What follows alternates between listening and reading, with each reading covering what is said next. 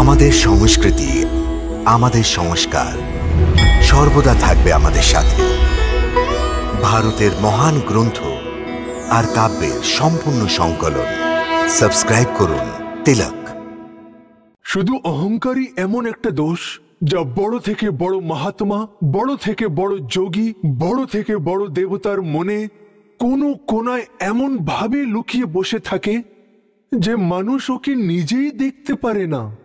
এমনকি অনেক নম্র ভক্তের হৃদয়েও ওর নিজের নম্রতার ও অহংকার কোথাও লুকিয়েই থাকে যে আমি অনেক নম্র, আমার মধ্যে তো একদমই অহংকার নেই, যদিও এটাই ওর অহংকার হয়।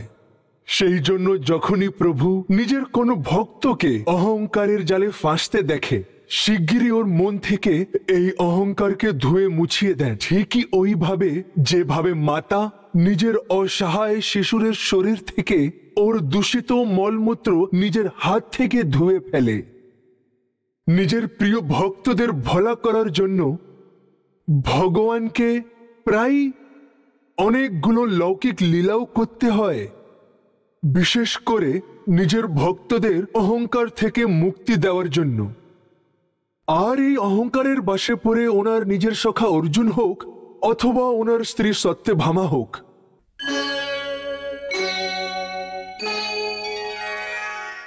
উনি সর্বদা দাক্ষতার সাথে নিজের ভক্তদের অহংকারকে ধ্বংস করেছেন।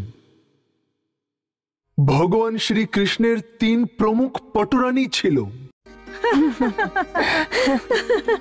রুকমণি, জাম্বন্তী এবং সত্যভামা। সত্যভামার স্বভাব একটু অহংকারী এবং ঈর্ষালু ছিল। উনি নিজের রূপ, ধন এবং ঐশ্বর্যের কারণে অন্য রানীদের হীন দৃষ্টিতে দেখতেন। বোন সত্যভামা, তোমার রূপের চর্চা তো মধুসূদন নিজেই করতে থাকে।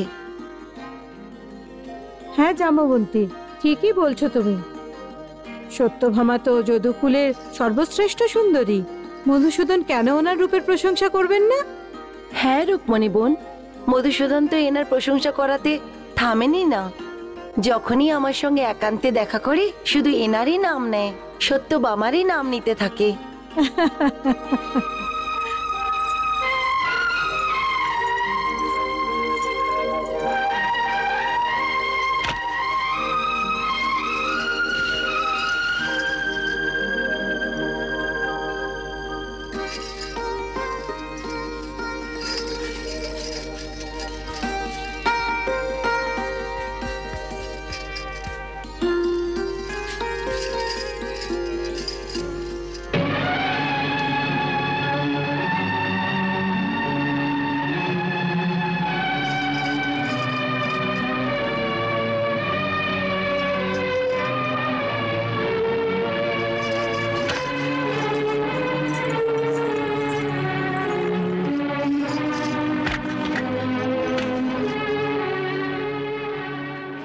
দাসী, আমাকে নয়, প্রথমে সত্যভামাকে লাগাও না।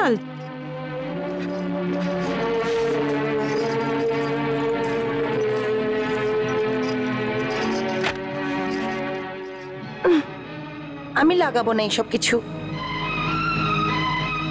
কেন সত্যভামা? ব্যাস, আমি বললাম না আমি কিছু লাগাবো না।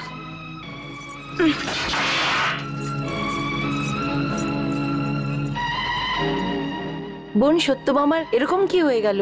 হঠাৎ করে ওনার ব্যবহার কেন বদলে গেল দিদি? তুমি জানো না জাম্বন্তী, আসলে সত্যভামা এই জন্য ব্যথিত যে তোমার দাসী সব থেকে প্রথমে ওকে আলতা কেন লাগায়নি। ওতে এই বেচারির কি দোষ? ও তো আমার নিজের দাসী, এই জন্য এ সব থেকে আগে নিজের স্বামীকে সেবা করার কথা ভাবলো। পরন্তু আপনি তো এর থেকে দুঃখ পেলেন না। ছেড়ে দাও জাম্বন্তী, আমার কথা আলাদা আর সত্যভামার কথা আলাদা।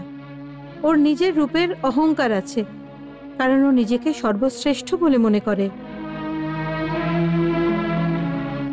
রানী সত্যভামার অহংকার ছোট ছোট কথাবার্তায় প্রকট হয়ে যায়।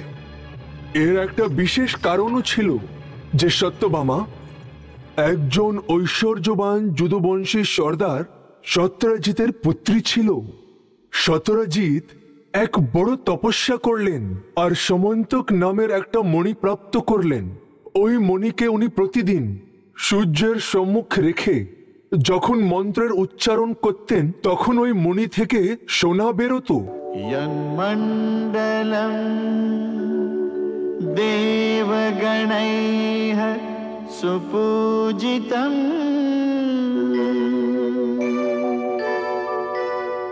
विप्रैः स्तुतं भावन मुक्तिकोविदम् तं देवदेवं